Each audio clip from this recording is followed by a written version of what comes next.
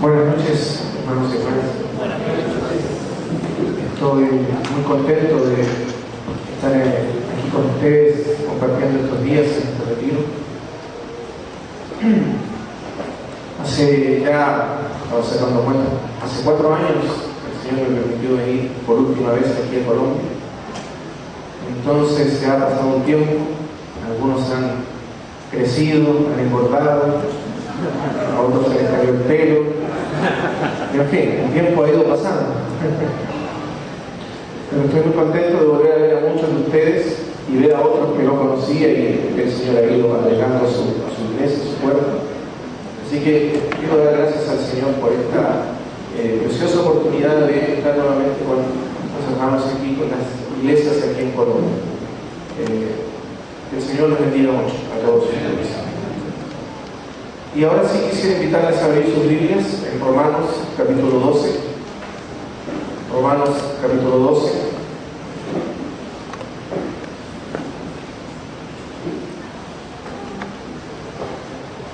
Romanos 12:1.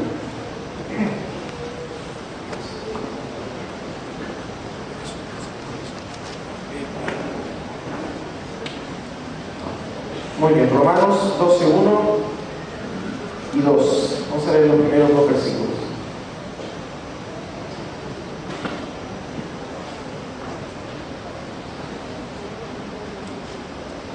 Así que, hermanos,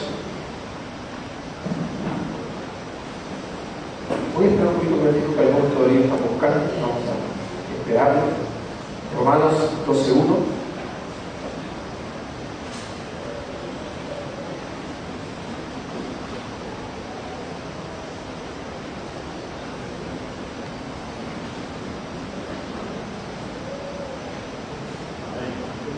Ahora sí. Así que, hermanos, os ruego por las misericordias de Dios que presentéis vuestros cuerpos en sacrificio vivo, santo, agradable a Dios, que es vuestro culto racional. No os conforméis a este siglo, sino transformaos por medio de la renovación de vuestro entendimiento, para que comprobéis cuál sea la buena voluntad de Dios, agradable y perfecto. Vamos a orar al Señor una vez más. Bendito Padre Celestial, una vez más te damos gracias por esta noche, por esta comunión preciosa que tenemos en Cristo tu Hijo, por la presencia bendita de tu Espíritu Santo en nuestros corazones, y porque eres nuestro Maestro, nuestro guía. Eres quien nos enseña todas las cosas, como está escrito, porque podemos depender de su bendita y santa unción para entender todo lo que tú quieres enseñarnos y revelarnos, amado Padre.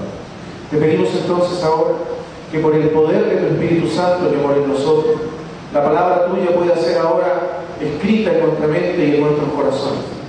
Que podamos conocer tu palabra, conocer tu voluntad a través de ella, y sobre todas las cosas ver el rostro de tu amado Hijo Jesús en ella. Te lo pedimos, Padre, en el nombre de Jesús. Amén.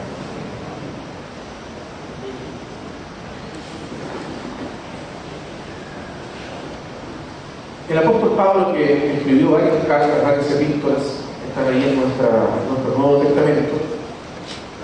A lo menos escribió 2 cartas que pueden decirse las más sistemáticas, pueden ser llamadas como las más sistemáticas, porque en ellas el apóstol escribió exponiendo lo que el Señor le había dado, le había revelado para la iglesia, sin la necesidad de responder a situaciones particulares o concretas de las iglesias. La mayoría de las cartas del apóstol responde o habla de acuerdo a lo que las iglesias están viviendo, están pasando, o algunas preguntas que los hermanos les hacen. Pero hay 2 cartas donde él logra vaciar su corazón, el entendimiento que tiene de la palabra, de la revelación del Señor, del propósito de Dios, y exponerlo de manera mucho más completa y sistemática. Una de ellas es la carta a los Efesios, donde nos va a hablar del misterio escondido desde los siglos del Dios que creó todas las cosas, que es Cristo, que es la iglesia como cuerpo de Cristo. Y luego la otra carta es Romanos.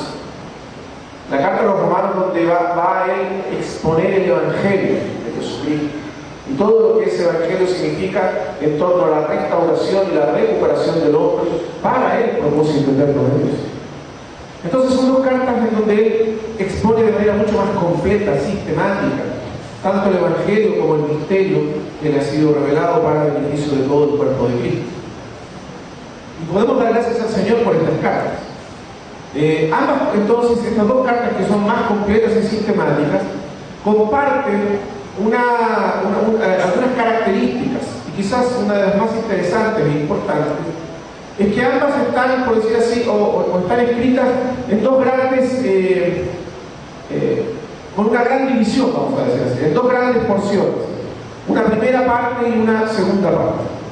A veces el apóstol Pablo sigue ese esquema más o menos en otras cartas, pero en estas cartas tienen un esquema bien definido, una primera parte y luego una segunda parte. Porque, por ejemplo, Efesios 1 al 3, vamos a decir en la primera parte, y la segunda parte, Efesios 4 al 6. Y Romanos, tenemos una primera parte, Romanos 1 al 11, y una segunda parte, Romanos 12 hasta el 16, que es el final de la carta. Esta división no es meramente estilística, literaria, retórica, sino que es una división importante, porque el Espíritu de Dios, a través del apóstol Pablo, nos ha querido revelar algo muy importante en esta división central de ambas cartas. ¿De qué se trata? La primera parte de ambas cartas, vamos a decir así, en ellas el apóstol expone la revelación que ha recibido. Lo que algunos podrían llamar la teología del apóstol, pero no es solamente teología, es claramente revelación, ¿no es cierto?, expuesta allí. Y en la segunda parte, el apóstol expone la aplicación de lo que ha sido revelado en la primera parte. Es decir, la segunda parte de la carta se fundamenta en la primera, se arraiga en la primera, y es la conclusión o el efecto práctico de la primera parte de la carta. De manera que no podemos tomar, por ejemplo, la segunda parte de la carta a los Efesios sin considerar la primera parte, porque la primera parte es el fundamento sobre el cual descansa la segunda. Y entonces Romanos también, la segunda parte es el efecto práctico de la primera parte de la carta. Esa división es muy importante, porque quiere decir que Dios nos está queriendo enseñar algo muy importante. Veamos entonces a partir del versículo 1, dice del capítulo 12 de Romanos: así que, hermanos, aquí tenemos uno de los grandes así que, o por tanto, porque esa es la expresión griega, que encontramos a la carta de Romanos. De hecho, gran parte de la carta a los Romanos está construida sobre por tantos. Es toda una hilación lógica de verdades o hechos espirituales que van llevando el uno al otro hasta concluir en este capítulo 12. Pero por tanto, que al final aquí en el capítulo 12, es un gran por tanto, es un gran así que reúne o resume todo lo que ha sido dicho hasta este momento. Este es un por tanto que viene a decirlo. Entonces, en consecuencia, a raíz de todo lo que se ha dicho desde el capítulo 1 al 11, entonces, en consecuencia, esto es lo que viene a continuación. ¿Amén? Es decir, lo que Dios tiene en mente no es solamente que nosotros conozcamos la verdad, tengamos entendimiento de la verdad, sino que también apliquemos, vivamos, experimentemos eso. La vida cristiana tiene dos piernas. Para caminar necesitamos dos piernas, ¿verdad? Con una pierna usted no va muy lejos, necesita las dos. Entonces la vida cristiana tiene también dos piernas. La primera pierna es la revelación, la segunda pierna es la aplicación, la vivencia, la práctica, la obediencia a esa revelación. Y de eso se encarga el apóstol, demostrarnos que todo lo que él ha dicho en la primera parte se aplica, se pone en práctica en esta segunda parte. Amén. Queremos vivir una vida práctica, una vida cristiana práctica, donde la palabra que hemos entendido, la revelación que se traduzca en una experiencia real, práctica aquí en la tierra. Ese es el propósito de Dios. Eso es lo que Dios quiere para todos nosotros. Entonces, vamos a tratar, a grosso modo, de resumir lo que tenemos en la primera parte para entender luego de qué nos va a hablar la segunda. Porque, repito, no podemos entender esta segunda parte sin entender la primera. Voy a resumirlo de esta manera. La primera parte, primeros capítulos, 11 capítulos, nos habla de lo que Dios ha hecho por nosotros y en nosotros en Cristo. Amén. Vamos a resumirlo así. Lo que Dios ha hecho por nosotros y en nosotros en Cristo.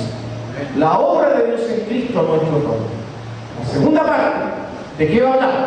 De lo que nosotros debemos hacer en obediencia y en consecuencia de lo que Dios ha hecho por nosotros en Cristo. En la primera parte Dios hace y nosotros no hacemos nada.